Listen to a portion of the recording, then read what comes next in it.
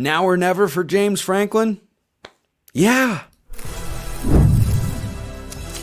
You are Locked On College Football with Spencer McLaughlin, your daily podcast on all things college football. Part of the Locked On Podcast Network, your team every day.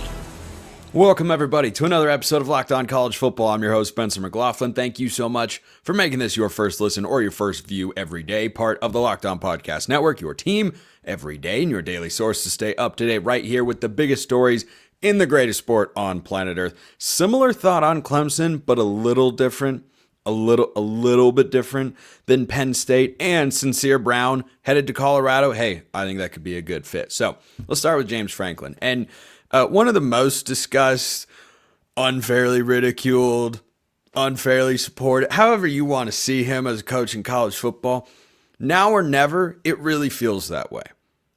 Give me a season in which you felt, as a Penn State fan out there listening to or watching this show, the Nittany Lions had a better chance to win a national championship than they will this year. There are three things working in James Franklin's favor that if he doesn't at least make the national title game this year, I legitimately have no idea when he's going to. Number one, your program has a lot of momentum because it is coming off of a season in which they were one drive away from going to the national championship game. So that's the first part of it. The second part, they parlayed that into hiring the defensive coordinator that just won a national championship. Jim Knowles, let's go back to the coaching cycle time of the college football calendar. Jim Knowles is Penn State's defense coordinator. Don't forget that. Reason number two, you have more players coming back than I thought they would. Drew Aller, I see why he's returning to go for a national championship. But both running backs being in there, they feel good about who they're going to replace Tyler Warren with at the tight end position. They have 4 returning offensive linemen. They have 2 running backs that are one of the 2 best tandems in all of college football, if not the best, depending on who you ask. What more are you looking for? Denied Dennis Sutton is back on the defensive side of the ball with a number of other key returners. You have one of the best offensive coordinators back in the country who basically turned down an opportunity to be West Virginia's head coach to try to win a national championship last year. Now that same sort of core is coming back. So you've got those 2 things working in the now or never mentality, and it's in the affirmative for me. And the third reason is the rest of college football. If I ask you right now to think, hey, who's the best team in college football going into next year? Well, you can go a lot of different directions. There are going to be great teams, of course. Who they're going to be, I don't know that that's as known as you think it is right now as we sit here and spring football is going along. Because if I ask you that, if I ask that question to 10 different people, I might get 7 different answers. Well, Texas, yeah, they have a quarterback who's never started an entire season. Penn State doesn't have that problem. Well, Ohio State, well, they just won a national championship, but they're losing a lot of their production from a year ago, and they're resetting at quarterback. Penn State doesn't have either of those particular problems. They don't have widespread losses. Yes, Abdul Carter's gone. He's going to be drafted in the top 5, 10 of the NFL draft, probably in the top 5. But again, Ohio State lost a bunch of those sorts of guys. And Penn State's got a really strong core, and you just keep going down those. What about Georgia? Yep, Gunnar Stockton's never started a full season before. Go look at the quarterbacks who have won national championships in the last 5 to 10 years. The number of guys who are starting a full season for the first time that go on to win the national championship, it's a pretty small number. It's a pretty small number. It's kind of Trevor Lawrence, and that's it. You had Will Howard last year. You had Stetson Bennett twice. You had Mac Jones in there for Alabama. You had Joe Burrow at LSU, Trevor Lawrence, Jalen Hurts. Like, just keep going down the list. Jalen Hurts might be one of those guys. You know, it all kind of gets mumbled and jumbled in my head. But you get the point. Like, veteran quarterbacks have been the way in college football. And with so many available, you have one who is a multi-year starter going into his second year with this offense in Drew Aller. It just is, it's all right there. It's all right there. And so, yes, other teams in college football are going to be really good. But Oregon is someone who warrants conversation here because Penn State, and I'll get to the downside of this in a moment, should be able to make the Big Ten championship game. They have Oregon at home with every scheduling advantage you could ask for. and then they have Ohio State on the road later in the year. If they lose to the Buckeyes, they should still make the Big Ten championship game because they should win every other game they play. That includes the Oregon matchup, by the way. They're at home off a bye. Oregon is not off a bye and has to go all the way across the country for what could very well be a very early kick in the time clock for the Oregon players. So, yeah, I think that match. And by the way, Oregon, like Ohio State, kind of in a soft reset for this year. Just a lot of change, a lot of turnover, plenty of potential, a lot of recruiting talent, not a lot of proven talent. So Penn State is one of the most proven teams in the entire country. I think their schedule works out just fine. Their win total, according to our friends at FanDuel, is 10.5. That's the biggest number that FanDuel puts out there. I have not seen them since I started covering this sport and talking about it, put an 11.5 number out there because that's betting on a team to go undefeated or lose any one of their 12 games. And yeah, I don't think that's coming around. Unless, Georgia were to go join the Conference USA for a year or something like that. So Penn State, 10.5. Ohio State, 10.5. Oregon, 10.5. One of those teams, by the way, in the Big Ten, they're not all going over. Someone's going over. I think it's probably Penn State. I think Ohio State will have a good chance to go over as well. But remember, Ohio State has to play Texas. Ohio State has to play Michigan. I'm just saying, it's not going to be easy. So, getting this back to Penn State, though, I cannot think of a year where Penn State, who have recruited well over the last several cycles and had a lot of hype going into last year and really kind of lived up to it. They were really close to beating the national champs on their home field. They were one goal line punch it in moment away from doing so. Now we, of course, learned throughout the course of the year that was Ohio State's magic trick, is they just kept everybody out of the end zone once you got inside the 5. But Penn State was really close against the national champs. They were in the Big Ten championship game. They should be able to get there once again. But here's the downside for James Franklin when you look at the Big Ten landscape and say, hey, I think Penn State should be the favorite. I think they should be the favorite in the Big Ten. That's how they should be viewed. They should have all the pressure, all the hype, all the discussion in the world to say, yeah, this is Penn State's conference to lose, because if they're not going to do it this year, I don't know when the opportunity arises again. The downside for James Franklin is I think after going to the semifinal last year and losing to Notre Dame, he could probably win the Big Ten, and I don't know how many people would care. I don't know how many flowers he would really get. I mean, if you're a Penn State fan listening to or watching this show, is a Big Ten championship moving the needle for you? Or is it just, a nice thing to put in the trophy case at your university when recruits walk through campus on the way to what you're actually chasing, which is a national championship? So I don't think it's national championship or bust of a season for Penn State. Just to be clear, I do think that it's reasonable to look at James Franklin and say this is the best opportunity until you go out there and create another one, which takes many years, even for great programs, by the way. This is the best chance you're going to have because of what you have in-house, what you brought in the offseason. They have revamped their receiving room, by the way, which certainly is something that needed to happen, what your schedule looks like, and what the rest of college football looks like. You're not going to have an on-paper advantage over Oregon and Ohio State and Michigan for going into a season that many times, if ever again. This is the moment to be the Big Ten champs and go to the national championship game. But after this year, might be a few seasons before they can get back. So let me know your thoughts in the comments below. Hit me up on Twitter, all that good stuff. Speaking of the national championship picture, this is not the only team I feel this way about. First, this episode brought to you by Supply House. Get the supplies you need from the site made for the skilled trade. Supply House. Whether you're in plumbing, HVAC, or electrical work, Supply House is the reliable way to order products online. Their easy-to-use website is packed with helpful resources and the latest product info to help you get the job done right. Plus, with a complete inventory of over 200,000 parts from over 400 top brands, you'll find exactly what you need, delivered fast from coast to coast, kind of like every conference it seems nowadays. Need help with an order? Supply House offers expert support and industry-leading service, so you'll always talk to a real person. And for trade pros looking for an extra edge, their free TradeMaster program offers exclusive perks like a dedicated phone line, free shipping, and discounts on every order. Thousands of skilled professionals are already taking advantage. Now it's your turn. Join the TradeMaster program today at supplyhouse.com/TM and start ordering plumbing, HVAC, and electrical supplies with just a few clicks. Plus, use promo code SH5 for 5% off your first order. That's supplyhouse.com. Am I talking about Clemson, the segment after talking about Penn State's national championship aspirations by accident? No, of course not. This is not an accident because Penn State's defensive coordinator, Tom Allen, who I think is pretty good as defensive coordinator, is now Clemson's defensive coordinator. Yeah, just, again, in case you forgot those sorts of things, that's what I'm here for, to bring you back up to speed on, oh yeah, he's over there now.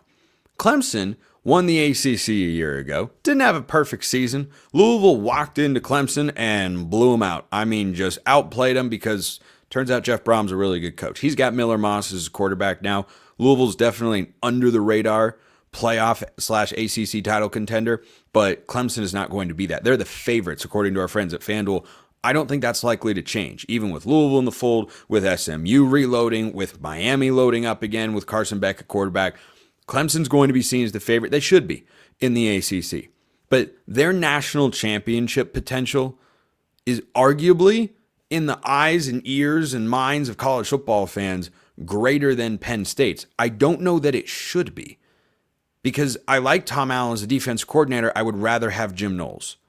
So if you're talking, Garrett Riley's offense coordinator for Clemson, been up and down. I've got no qualms with Andy Kotelnicki at Penn State.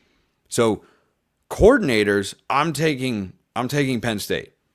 Head coach, hard to go against Dabo Swinney when the guy you're comparing him to directly is James Franklin. So why don't we call the coaching staff a wash? And you've got a veteran quarterback here in Cade Klubnik. And oh, by the way, you have 81% returning production for the Tigers after an ACC championship season. And yeah, they weren't as good as Clemson or as Texas was last year.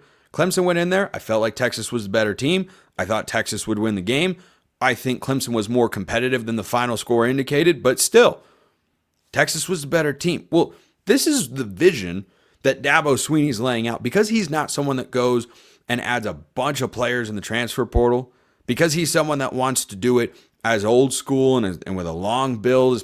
You know what? That's great. That's you do you. Whatever works. This is the year it has to work.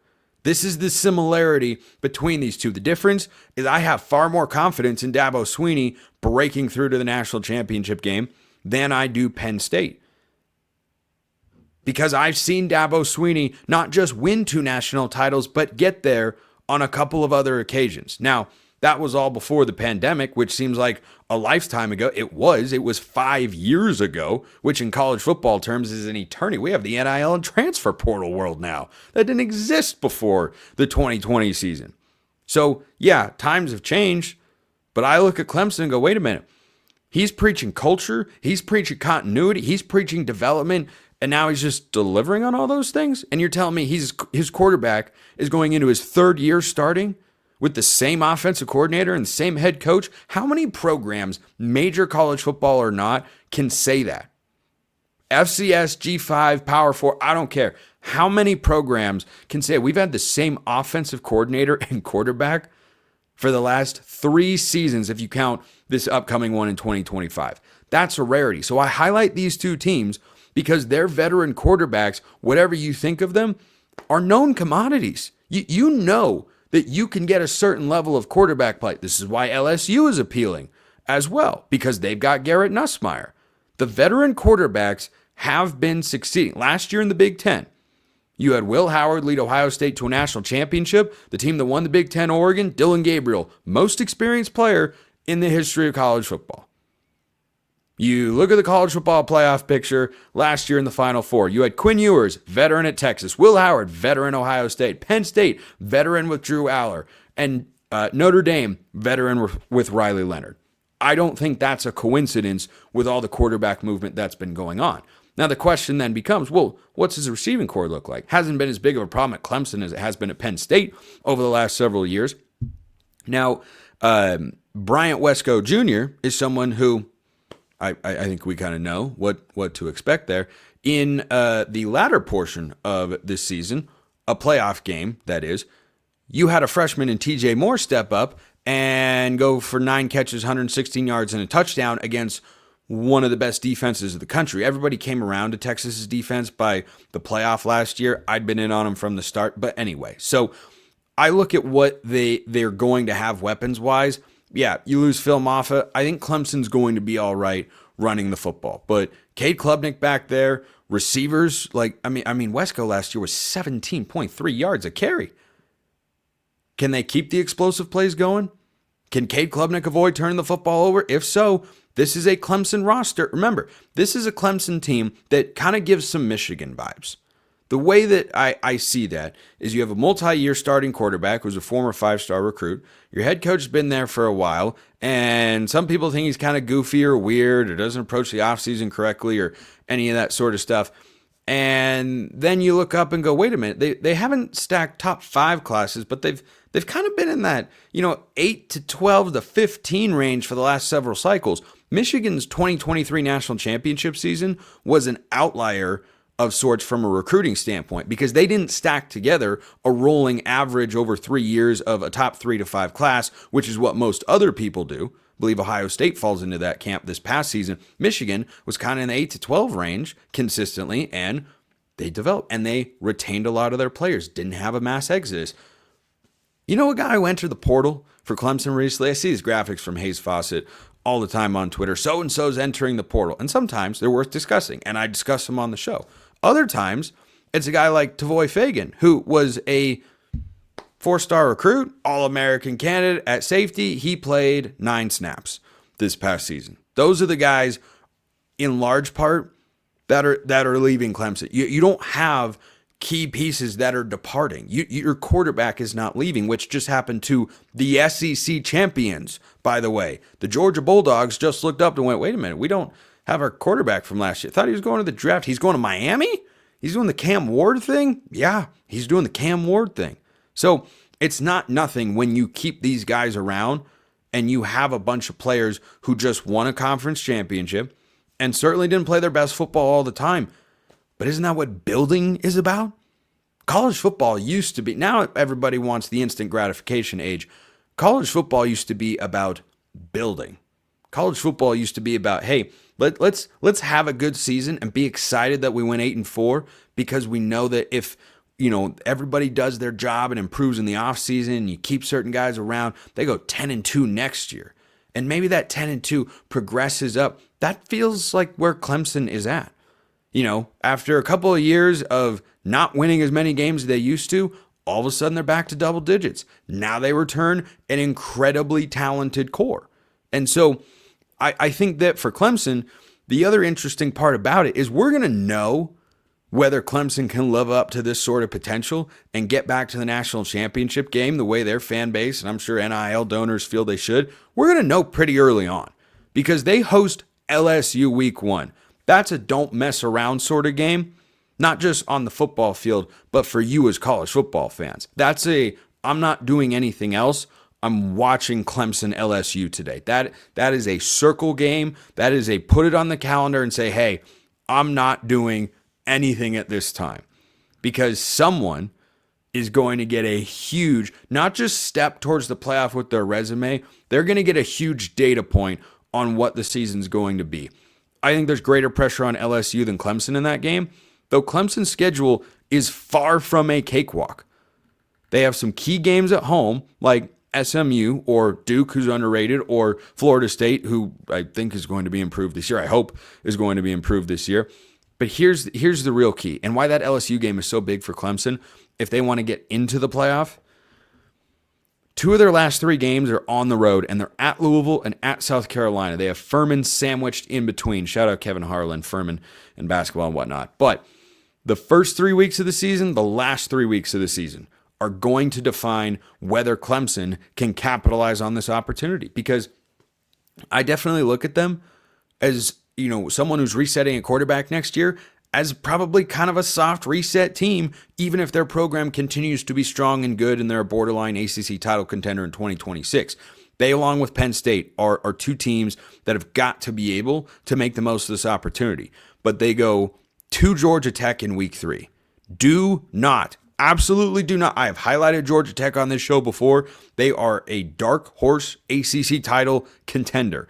Plenty of returning production. Haynes King is back there for Brent Key going into his 3rd year starting for the Yellow Jackets. You might have forgotten that, but that's why you listen to or watch this show. So the first 3 weeks, the last 3 weeks of the season, Massive for Clemson's national title hopes. But everything lines up so incredibly well for them to go out and get back to the top of the sport. You just got to go out there and do it. But you don't always get those sorts of opportunities. But as spring football continues to roll along, that's what I'm thinking about with Clemson. It's a real shot. It's a really big shot. Colorado's got a shot to add a really big, literally, wide receiver.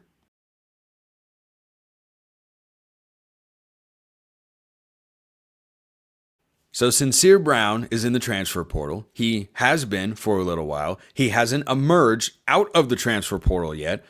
He will at some point. Now, what he's waiting to see, and this is a recruitment I want you to keep your eye on, Colorado's spring game. He's going to visit Boulder for the Buff spring game, and Sincere Brown is someone who can come in and help a receiving core that's not exactly the same as last year. Anytime you lose Travis Hunter, you're losing a big chunk of your wide receiving core. But Sincere Brown is someone who, when you talk about development over the course of his career, he stuck it out. He's looking for his third school, but it could be the biggest season of his career. He could turn it into an NFL opportunity. He really could, because there aren't that many guys who are 6'5", 180 pounds and have the sort of playing experience that Sincere Brown does. So he began his career at South Florida. He was not a highly touted recruit. He was probably a little bit thin, too wiry, not able to be as physical as he needed to be in the eyes of the scouting world.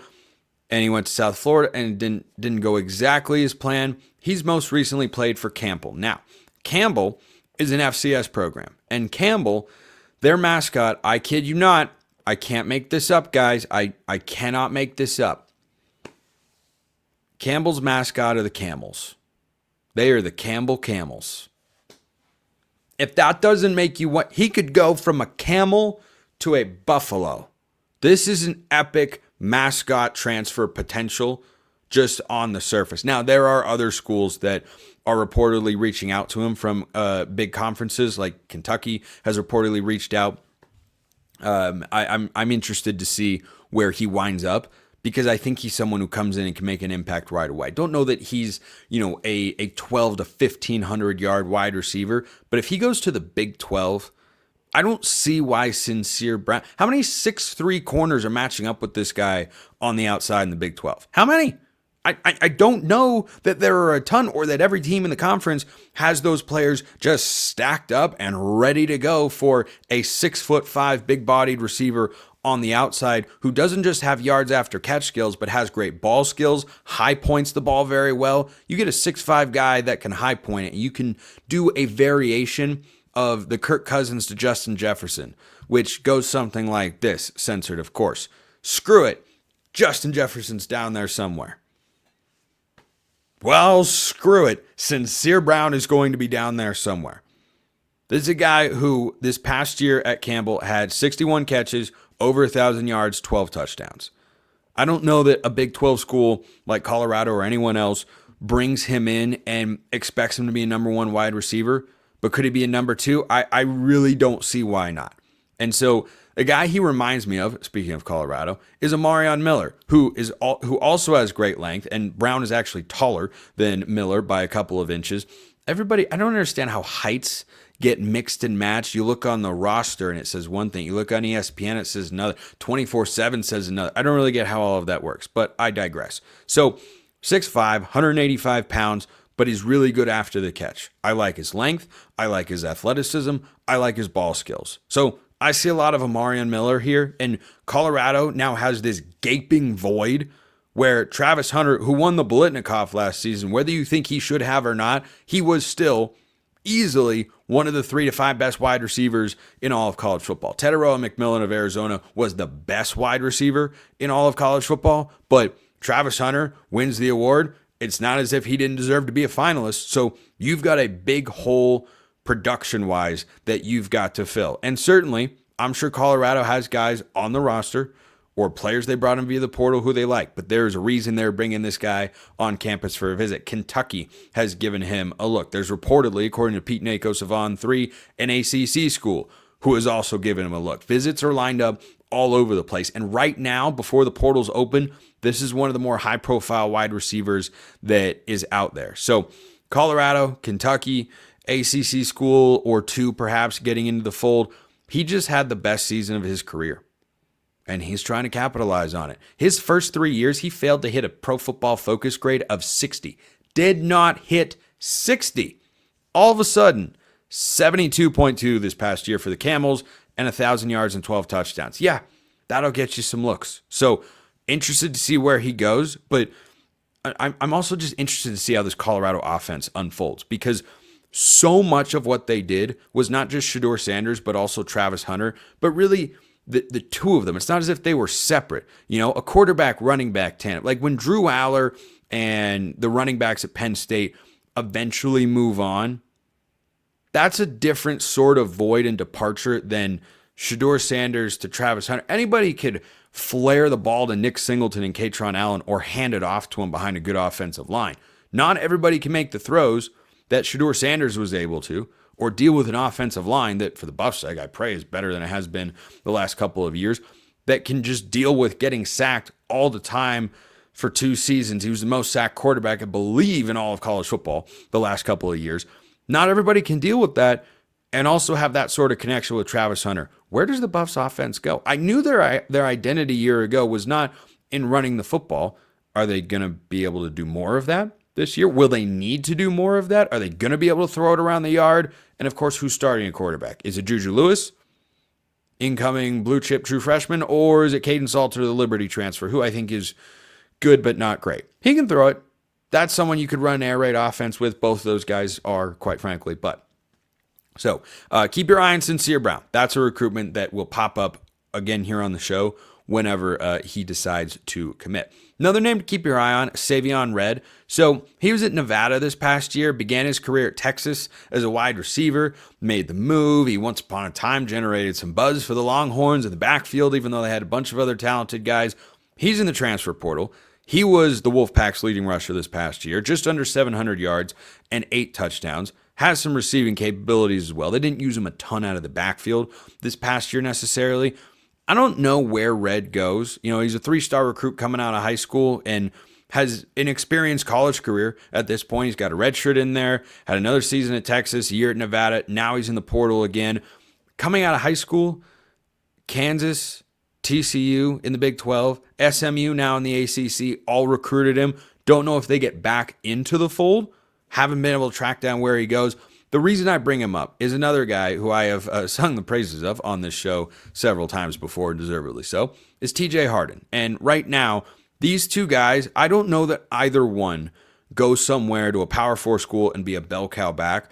I do think both are looking for a Power 4 opportunity to at least be either a high-end handoff sort of guy, you know, Jalen Warren to Najee Harris on the Steelers, or just a number 2 that's involved in the offense, right? Maybe not an even split, but at least has a chance. I like both these guys, and I think in a pinch, they can both be capable Power 4 starting running backs. Maybe not high end, maybe not winning the Heisman Trophy or the Doak Walker Award, but I do think that they are a couple of running backs that are in the portal, and TJ Harden's still waiting to find a home. They are experienced, they're veteran, they're incredibly solid, and if that sounds like something you think your team needs, well, that's what the transfer portal's there for. Appreciate everyone listening. I will see you next time. Until then, hope you have a wonderful rest of your day.